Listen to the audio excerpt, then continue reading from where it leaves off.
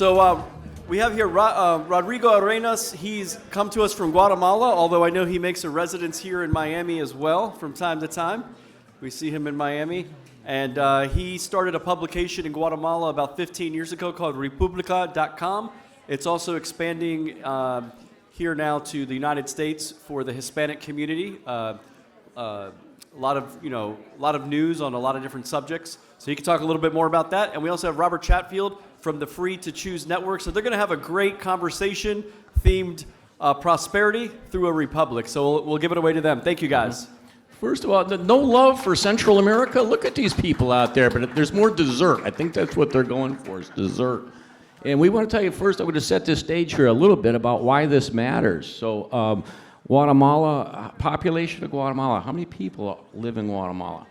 16 million. It's 16 million, and I want to put that in perspective for people who aren't paying attention. That would make Guatemala the 5th largest state if it was part of the United States, with a climate that's way the hell better than Canada or Greenland. Yes, it is. And Rodrigo, I was looking, and it says Guatemala. It's the Democratic Republic of Guatemala. So it appears this could be the shortest fireside chat ever. We won. We got it there. What's up, though? What's the real government structure in Guatemala? Well, thank you very much, Rob, and thank you very much, Francisco. First of all, let me tell you that I think in Spanish. So if I make any words up, I make up any words, or use Spanglish, please bear with me. Yes, we are, in our constitution, we are a republic as a system, but in reality we are not. And not only we are not, but also I think the most problematic issue that we have, not only in Guatemala, I would say in most of Latin America, is that we believe that the democracy is what really rules us. And that's dangerous because through democracy, you can do a lot of damage. And it has been proven by the US in the last 250 years that the Republican system, the Republic as a system, as the principles of the Republic, not the Republican Party or the Democratic Party, but the Republican system as a system, it's the only system that really has generated the opportunities and the conditions for people to prosper in 250 years. So I would say it has been proven. And when you're looking at that, you're speaking of that as the individual first instead of the community first. Is that what you're getting at? Right, and that's philosophical. A lot of people, and mostly people in this room, we like to be pragmatic. As business people we are. But in politics, you cannot be pragmatic. You have to be philosophical. You have to defend principles. You have to believe in principles. And what happens is that in order to have a healthy society, you need to have healthy individuals. It's just like marriage or any other partnership that you can have. In order to have a happy family, you have to have a happy marriage. And in order to have a healthy marriage, you have to be healthy. Both people individually have to be healthy.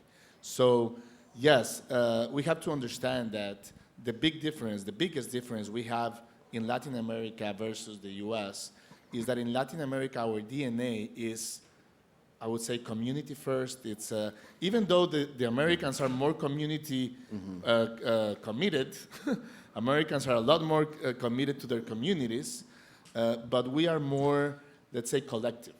Where does that come from? Is it the Spanish influence? Is it the church? Is it the... Yes, what historians said, and people are a lot smarter than me say, is that it's because who colonized us. We were colonized by the Spanish, who were colonized or influenced by the French Revolution, and the French Revolution says that. And you guys were colonized by England, and you guys were colonized with the influence of other thinkers, like John Locke, for example, that he says that the individual is above the community. And yet we need to understand that the individual rights are more important than the common being. And the best example for me in that area, we just lived it 4 years ago with the pandemic. I had a lot of discussions with a lot of people in my country that they were in favor of closing restaurants and hotels and everything because they wanted to save their mothers or their grandmothers. And my point of view was, you have the same right of taking care of your mother or your grandmother or whoever is sick in your family or vulnerable that the waiter has to feed his kids. We cannot violate another guy's individual right, considering that we have the common being on our side. So that's a big problem, because that's when politicians make decisions thinking that. And when you go that, like, all the way to the macro part, you go to the democracy versus the republic. In a democracy, yes, the majority rules. But the problem with majority rules is that can really degenerate into what they call the tiranía de las masas, the mass tyranny. I Yes. don't know if I'm saying it right. And it's very easy. And right now, there's a very controversial example that I'm going to give, because I'm pretty sure there must be some fans here. Bukele. Bukele, it's a real democratic leader right now. 90, 80, who knows? But above 51% for sure, Salvadoranians are in favor of what he's doing. That's democratic. But he can do whatever he wants because of that. And people ask me, where do you see Bukele? Well, in 10 years, El Salvador can be Singapore or Nicaragua, whatever he decides. And that's pretty dangerous. When you look at that and, putting that community first, and all of a sudden the power goes back to the government, is it just as simple as, we have to root out corruption? No, because the problem is that corruption is a consequence. It's not a cause. And corruption it's a consequence of a lot of factors. I would say one factor is this mistaken belief that we have to make laws for everything.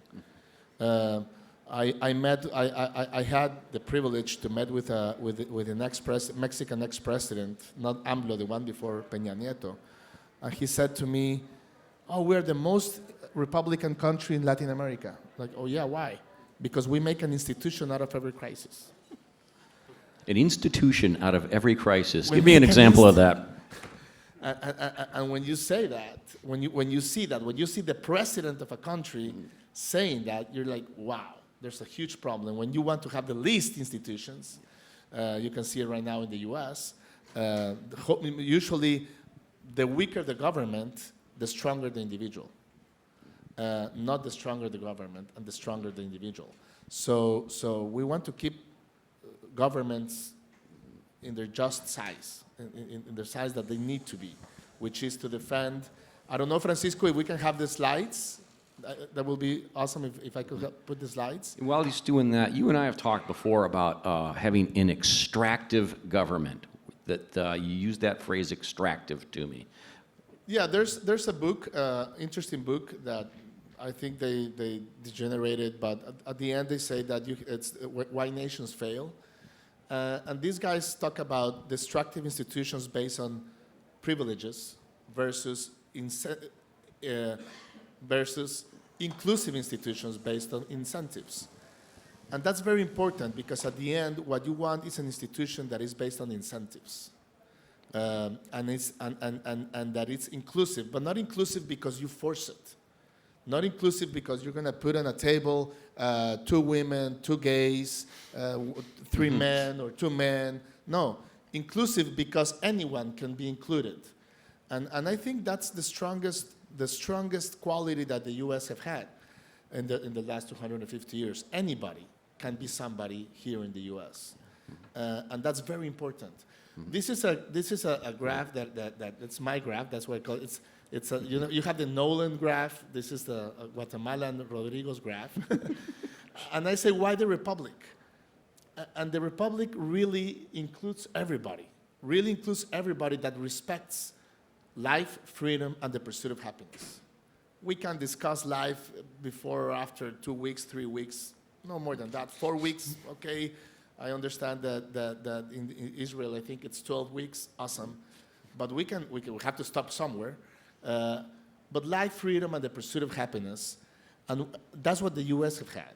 So in the U.S., you have social democrats, you had libertarians, classic liberals, conservatives, everybody, but on the same I would say, on the same court, not going after. The red line, it's about principles. And why do I put a vertical line? Because Marxists, usually communists, for them, the end justifies the means. And when that happens, anything happens. Anything happens. So you have cronies on the down, on the bottom line, on the bottom part, that usually are populist, either in the left or the right. It doesn't really matter. But these are people that want to take money out of the government for themselves. That's Cuba, that's Venezuela, that's Nicaragua. And what we need to generate, what we need to create as leaders, and I'm a businessman before anything, we need to generate this court, esta cancha, where people understand that that's what has happened in the U.S. in the last 250 years. That people has to understand that if you live there, your individual rights are going to be defended. Where's Guatemala on this circle? I would say bottom definitely, where it says populism, sometimes on the right, now on the left, but usually either way. Would you characterize most Central American countries as being there, or is there a shining star? No, definitely, I would characterize most of Latin American countries. Chile was the exception, but they lost it. Right now, you have a left-wing populist, very Marxist. So he's the most dangerous part. The most dangerous. You have Milei, for example. Milei is a true liberal, classic libertarian Republican. He hasn't violated any laws. Buckele, on the other side, is down on the right side. Right now, he was on the left side 10 years ago. Now he's on the right side. Where he's going to be in 10 years, I have no idea. Still a totalitarian is my guess. The next slide, by the way, is an interesting one because this really looks at you've got an executive branch, legislative branch, a judicial branch. On paper, they're all separate. We have all the branches by design, but this is the dangerous part. The dangerous part is that when through democracy, a guy gets elected and goes to the executive branch, right, the president. Usually he buys the legislative branch or the judicial branch. That has happened in every dictatorship that you see right now in Latin America. And in some countries, Guatemala is one of them, you have this third line of defense where you have private sector, academy, press, civil society, church. You can have either or. And usually what these politicians do, and this is very important to be aware of, is that they either buy or kill, civil or sometimes physically, sometimes they put them in jail, but they divide this third line until they destroy them. The first thing that Buckele did, for example, is that he destroyed the private sector organizations in El Salvador. What they call all the private sector organizations in El Salvador, they don't exist anymore. Half of them are with him, the other half they are either flying or in jail. So when you do that, then the executive guy, the president, he talks directly to the people. And that's where the circus comes. Tell us a little bit more about that. So you've got these institutions up here, private sector, the academy, media, press, which you and I are both business guys that accidentally got into media. But which one of these needs to fight back? Is there one of these that can fight back? All of them, but usually the most powerful one is private sector. Because at the end, the private sector is the one that has the money, and it's the one that has the most to lose. So when private sector doesn't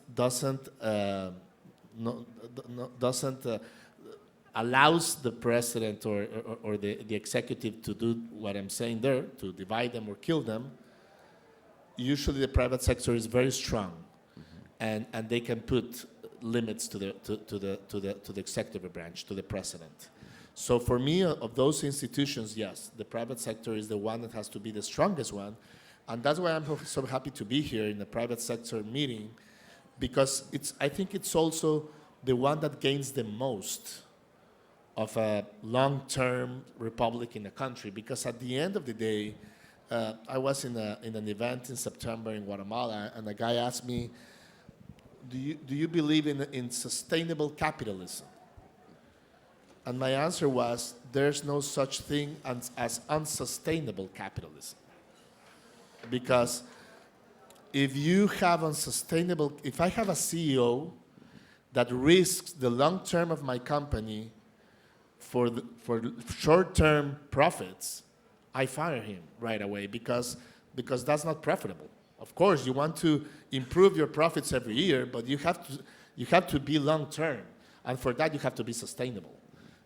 So I don't think a such thing as a unsustainable capitalism exists. Mm-hmm. So when you are a smart business person, which I'm sure 90% of successful business people, business leaders are, you have to you think long term, and when you think long term, you should, and that's what hasn't happened in our countries. You should invest in long term politicians, because this is one very important reality. Republican institutions, instituciones políticas, institutions create economic institutions, not the other way around. So smart politicians create smart economical institutions. So we need to generate smart politicians. We need to generate, and we are the only ones that have the capability to do that, because we are the owners of the legitimate money. The other people that have money right now is either a government, which would be corruption, to make that, or organized crime, which definitely will not be interested in generating smart politicians that create healthy institutions. So Tell us, go through there, because that's an interesting case study for Guatemala, especially because when these institutions first started up, it was business. It was still cronyism. It was still corrupt, but it was the business that sort of started there. But then what happened over time at Guatemala? Yes, definitely. That's for me the biggest mistake that Robinson made in his book. Yes, definitely our countries, as the same as yours, just 100 years later, were created by tough businessmen that had monopolies or generated monopolies, just like Rockefeller, just like Vanderbilt, just like Morgan, just like the men who made America, are very similar to the men who made Mexico, Guatemala, El Salvador, etc., just 100 years later. But that had changed a lot. The problem is that the U.S. transformed itself from this tough men. I don't want to call them cronies, because you have to be in their seat 100 years ago to understand that. But these tough men that created these industries in our countries, and when the U.S. transformed that, you didn't have drug dealers. Yeah, you had a little bit of We had whiskey some bootleggers. dealers. We had a couple of things. We had the things. bootleggers, which became very well-respected politicians after that. So let's be honest. So at the end, you transformed into a healthy country with a lot of successful businesses. Our country, the problem is that transformed into very corrupt people. That and sometimes the press, the legacy press as they call them now, put them as business leaders. They're not business people. These are corrupt people that buy companies. That's very different. A business guy is like most of the people here, somebody that wakes up in the morning, thinks how he's going to produce something at $10 and sell it at $20. And every morning he's very stressed about that.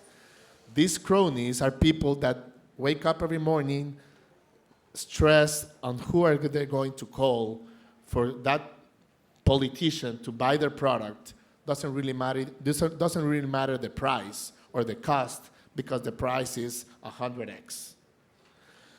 So we transform into that, and the organized crime, drug dealers mostly, which is a lot of money and very easy money, has helped into creating these institutions that had really, really damaged our countries. Because, and you see right now the Trump war with Mexico.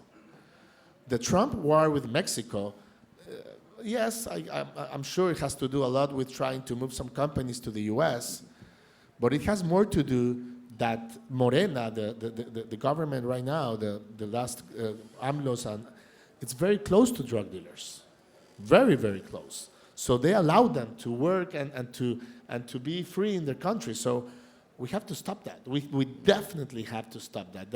It's not only bad because of all the people that die here, but also what the damage that drug dealers do to our country. It's huge. Now, so do the business leaders need to go back and take a stand and take over the private sector? Does that need to take over the political area or an arena again? No, please don't. No. Where's it going to come from then? A successful businessman is by any way a successful politician. First of all, a business leader, a businessman, women, whatever, it's usually pragmatic. A successful politician is philosophical. And you see that in Milei right now. Milei is philosophical. The guy has his ideas very, very clear. So no. What we need to do is that we need to put our mouth where we need to put our money where we put our mouth, and we need to put money to generate leaders that prepare for that, that have the time, that have the skills, that have the professors, people like you, that know about it, that can train people of what's the difference between having the freedom to choose or not. So no, don't get into politics. Only if you have the time to really prepare yourself and become this philosophical expert. No, as I said, though, if you had some extra time, no, what you would do is you'd start a magazine or something, wouldn't you? I'd love to, please introduce the crowd here to Republica and what you're trying to accomplish there. Well, Republica.Gt, it's a digital newspaper that we generated 10 years ago because the narrative is a huge part in this battle. And why am I so convinced about it? Chile, it's the best example. Chile had done for the last 30 years everything perfect. If not perfect, mostly perfect. I would say top 10 countries in the world with the best changes in their indexes, socially, economically, everything. And I think top 1 in Latin America. I would say the country with the best index changes in the last 30 years. And they voted for a communist, a 35-year-old kid, communist, that had nothing to show for. And they did it because a girl called Camila Vallejo, 15 years ago, started a narrative of the famous inequality and how it was horrible that 13, they looked to put numbers on it, 13 families of Chile had become billionaires. And you still had 5% of Chileans that were poor. When 30 years ago, you had 60% Chileans. And the problem is that they voted for that. And people that were making $3,000 a month, which in Latin America is a lot of money, that their parents made $300 20 years or 10 years ago, voted for communism. Just because they really thought that the enemy was inequality. And inequality is great. We need inequality. Inequality is what makes us wake up every morning and try to be better. So inequality, it's the most important thing. And you see it here every day. I had a discussion with a Norwegian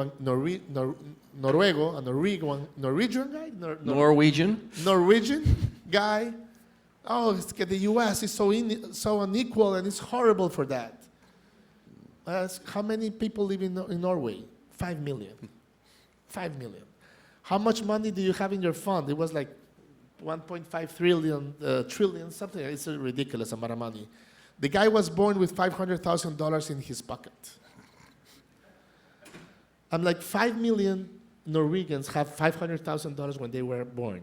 You have 5 million people coming in from the rest of the world to here every year with zero in their pocket. So how is America not going to have a huge inequality? Of course you're going to have inequality. But you attract these 5 million people because you have the opportunities here. And that's what we need to generate, opportunities for people to, the land of the opportunity. I know it sounds very romantic and a cliche, but it's true. Yeah. And that's why you have Latin Americans, Africans, Muslims, Catholics, Europeans, people from everywhere in the world moving here, and you don't have people from here moving everywhere in the world. So the narrative is very important, and that's why we decided to make, I decided to make Republica, because we need to teach, and sadly, we need to teach the top 1% first. Because when the top 1% talks about democracy and how important democracy is, guys, democracy is not very important. The republic is important. The Republican system is important. If we have the Republican system, then we're going to have democracy every 4 years, like you've had for the last 250. And when you have that, the country walks, sometimes better, sometimes worse. It doesn't really matter. At the end, you walk better every year. And when that happens, opportunities are created, and businesses have an ability, have a capability of have a long-term vision. I have a lot of relationship in Guatemala with big companies that every 4 years are very stressed that if the next president is going to expropriate them. Very stressed. You have no idea how much. And my argument with them is, do you think Warren Buffett is stressed every 4 years that he's going to be expropriated? Or Bill Gates or whoever? No, you're not. Well, Mark Zuckerberg was kind of in the last 4 months, but in a different way. He deserved it. But we need to generate that structure in order to really develop as a region. Because this is nothing, and this is very important. It's not about Guatemala or El Salvador or Mexico. Populism is contagious. Well, you were contagiados. Republicanism is not contagious. Now, I'll take questions here in a moment, but my final question for you is what's been the reception from the public of your magazine? Well, I have to be very grateful for that. We've had a very good reception. Of course, the cronies, they don't like us. They hate us, by the way, right or left. And there's a lot of confusion there because they say, you're a right wing, how can you not be on our side? Because you're a different type of right wing. And also the mark, I'm very proud of my enemies, I would say. I'm very, very proud of my enemies. That being said, I'm also very proud of our friends. So yes, and it's not something that we can build in 10 years. This takes time.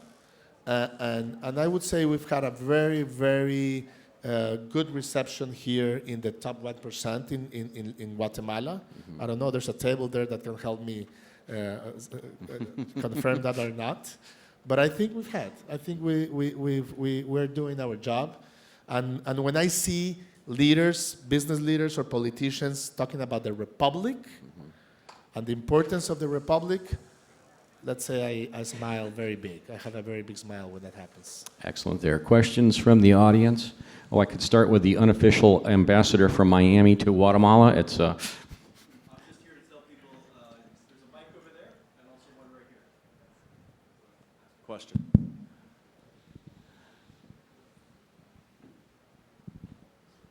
Oh, we can keep going. Don't worry about that. The Rodrigo and Roberto show, it goes on for 3 days. Tell me a little bit when we started talking about the building that infrastructure to try to actually build politicians to go up there. Where does that need to come from? Is there institutional organizations in Guatemala that are set up? Is this all from scratch? How do you get that going? To generate leaders? Yeah, to generate the leaders that you need. Well, I think we need, we made one here. We made a 501c3 here called the Citizen Council for Progress in the Americas. We need to generate institutions with smart people. I go back to philosophical, smart people that can teach us what those beliefs are. Because even though business leaders have to be and are going to be pragmatic, we need to understand politics, mostly when we're going to give money to politicians. If we're going to give money to politicians, if we're going to support politicians in any way, we need to be able to understand what we want to ask out of them or to criticize them when they're doing something wrong. Because if that doesn't happen, what I've seen is that politicians can really engañar,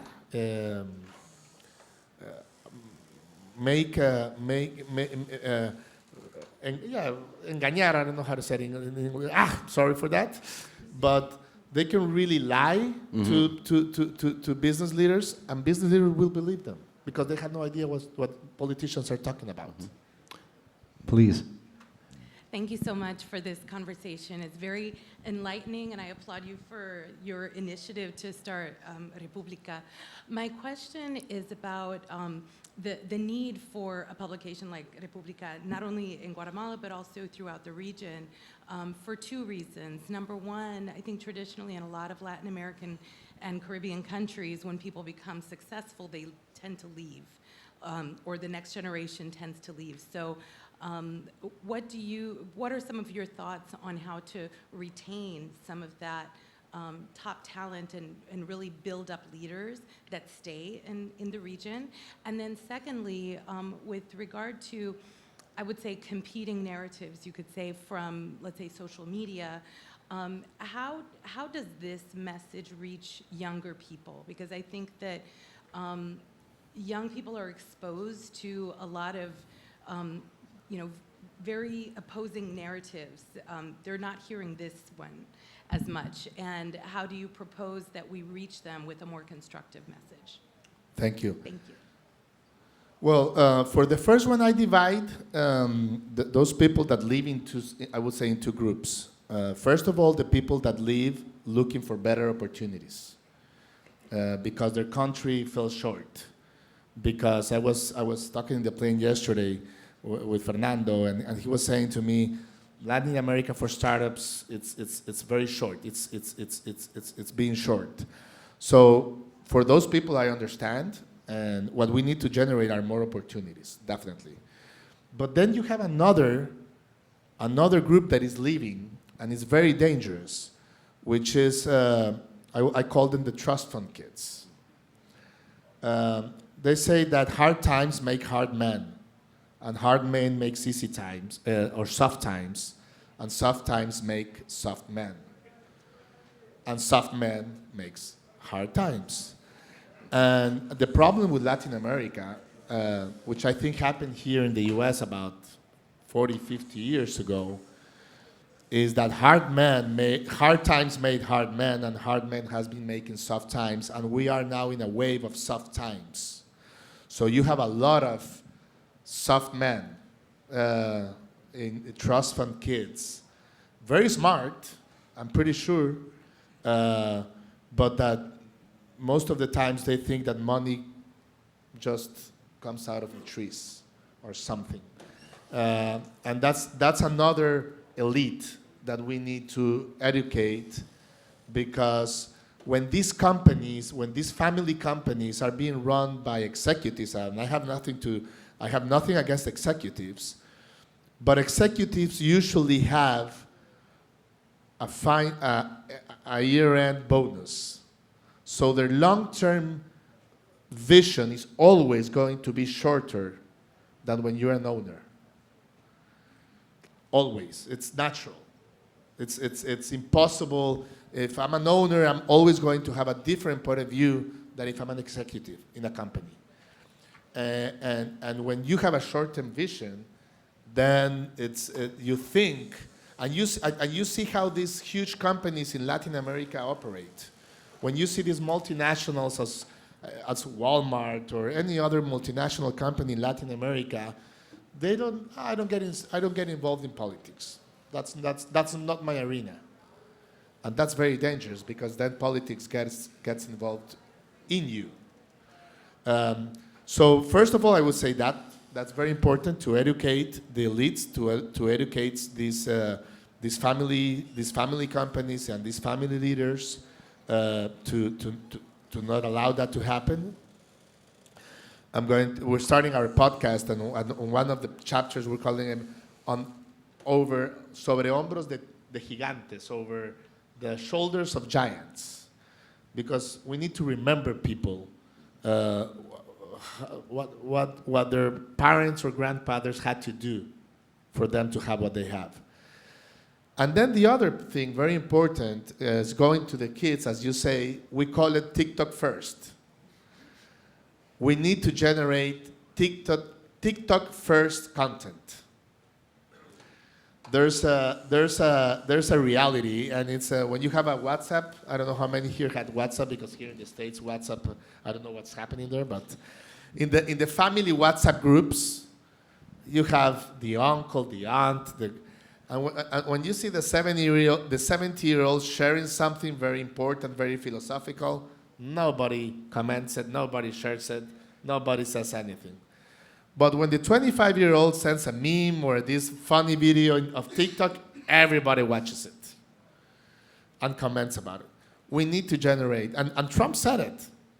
He said, I was elected, but I cannot close a social platform that made me president.